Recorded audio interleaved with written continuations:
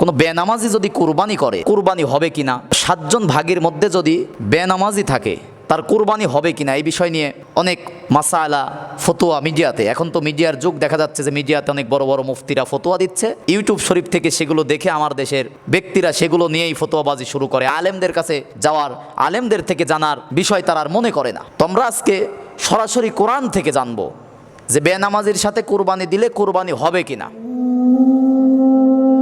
আল্লাহ রাব্বুল আলামিনের দরবারে শুকরিয়া, আমাদের সামনে ঈদুল আদহা তথা কুরবানির ঈদ। কুরবানির ঈদ যখন আসে, আমাদের বিশেষ করে পশু কুরবানি নিয়ে আমাদের মধ্যে অনেক প্রশ্ন, জানা অজানা বিভিন্ন প্রশ্নের সম্মুখীন আমরা হই। ইতিমধ্যে একটা বিষয় লক্ষ্য করা যাচ্ছে যে অনেকেই এই বিষয়টা তুলে ধরতেছে যে আমরা যদি কোনো বেনামাজি যদি কুরবানি করে তার কুরবানি হবে কিনা, অথবা কোনো 7 জন ভাগের মধ্যে যদি বেনামাজি থাকে তার কুরবানি হবে কিনা, এই বিষয় নিয়ে অনেক মাসালা ফতোয়া মিডিয়াতে, এখন তো মিডিয়ার যুগ, দেখা যাচ্ছে যে মিডিয়াতে অনেক বড় বড় মুফতিরা ফতোয়া দিচ্ছে, ইউটিউব শরীফ থেকে সেগুলো দেখে আমার দেশের ব্যক্তিরা সেগুলো নিয়েই ফতোয়াবাজি শুরু করে। আলেমদের কাছে যাওয়ার, আলেমদের থেকে জানার বিষয় তারা আর মনে করে না।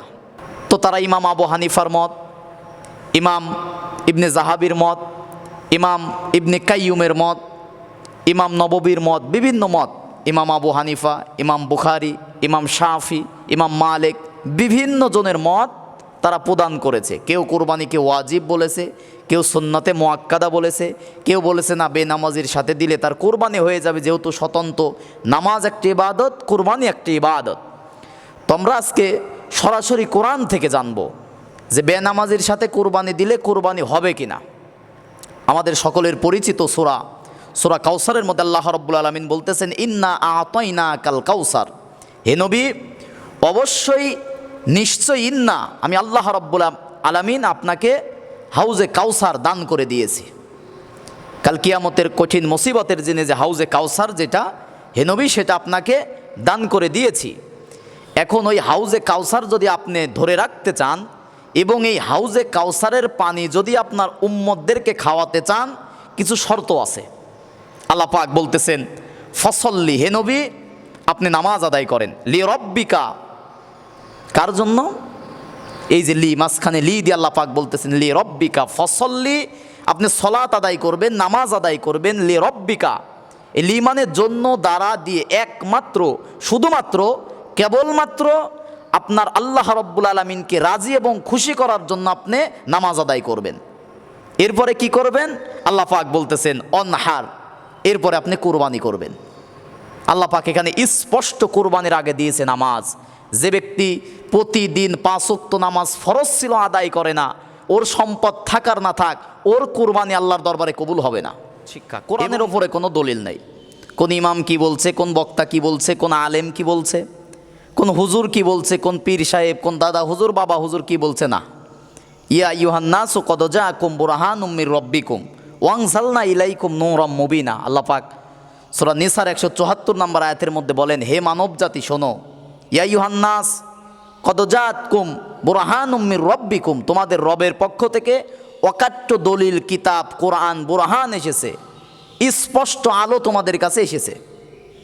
আল্লাহ রাব্বুল আলামিন সূরা জাসিয়ার 6 নম্বর আয়াতের মধ্যে বলেন, তিলকা আয়াতুল্লাহি নাতলুহা আলাইকা বিল হক ফাবিআইয়ি হাদিসিম বাদাল্লাহি ওয়া আয়াতিহি ইউমিনুন, যে হে নবী তিলকা আয়াতুল্লাহ, আমি আল্লাহর কোরআনের আয়াতগুলো, নাতলুহা আলাইকা বিল হক, আপনি তেলাওয়াত করে করে স্পষ্টভাবে জাতির মানুষদেরকে আপনি বলেন।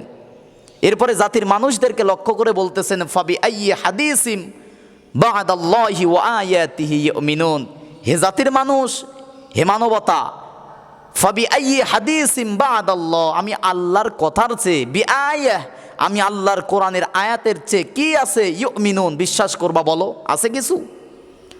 সত্য কিতাব কোরআন, সেই কোরআনের দলিল থেকে আমরা যেটা জানতে পারলাম, বিশ্বাস করেন আর না করেন, মানেন আর না মানেন, এখন আর ওই নরম ফতোয়া দেওয়ার মতো সময় নেই। আল্লাহ পাক বলতেছেন, ইন্না আ'তাইনাকাল কাউসার, হে নবী আপনাকে আমি আল্লাহ রাব্বুল আলামিন হাউজে কাউসার দান করে দিয়েছি। অতএব এই হাউজে কাউসার যদি আপনি ধরে রাখতে চান, পেতে চান, এই হাউজে কাউসারের পানি যদি কিয়ামতের দিন আপনার উম্মতদেরকে দিতে চান, 2টা শর্ত। এক, ফসল্লি, নামাজ আদায় করতে হবে। লি রব্বিকা, মানুষকে দেখানোর জন্য নয়, একমাত্র লি রব্বিকা, একমাত্র আল্লাহ রাব্বুল আলামিনকে রাজি এবং খুশি করার জন্য নামাজ আদায় করো। অনহার, এবং কুরবানি করো। স্পষ্ট কোরআনের আয়াত দিয়ে ফতোয়া, স্পষ্ট বিধান। ফসল্লি লি রব্বিকা ওয়ানহার, হে নবী আপনি নামাজ আদায় করেন। নবীকে বলা মানে গোটা উম্মতকে বলা, ফসল্লি লি রব্বিকা ওয়ানহার, রবের জন্য নামাজ এবং রবের জন্য কোরবানি। আগে নামাজ, পরে কোরবানি, কারণ দুনিয়ার সমস্ত কিছু আল্লাহর জন্য। সূরা আনআমের 162 নম্বর আয়াত আল্লাহ পাক বলেন, কুল ইন্না সলাতি ওয়া নুসুকি ওয়া মাহইয়ায়া ওয়া মামাতি লিল্লাহি রাব্বিল আলামিন। হে নবী আপনি বলেন, কুল ইন্না সলাতি, আমার নামাজ, এখানেও প্রথম নামাজ। ওয়া নুসুকি, যদি এখানে নুসুকের 3টা অর্থ দিছে, নুসুক মানে পশু কুরবানি, নুসুক মানে হজের ক্রিয়াকর্ম, নুসুক মানে জীবনের ত্যাগ, এরকম তাফসিরের মধ্যে ব্যাখ্যা আসছে। তাহলে ওখানেও বলতেছেন কুল ইন্না সলাতি, নিশ্চয়ই হে নবী আপনি বলেন আমার নামাজ, অনুসুকি আমার কোরবানি, অমাহিয়া অমামাতি, এবং আমার জীবন আমার মরণ রব্বুল আলামিন আল্লাহর জন্য। এখানেও আগে বলতেছেন নামাজ, পরে কোরবানি। অতএব যে ব্যক্তি নামাজ পড়ে না, কোরবানি দেয়, তার গোস্ত খাওয়া হবে কিন্তু কোরবানি হবে না।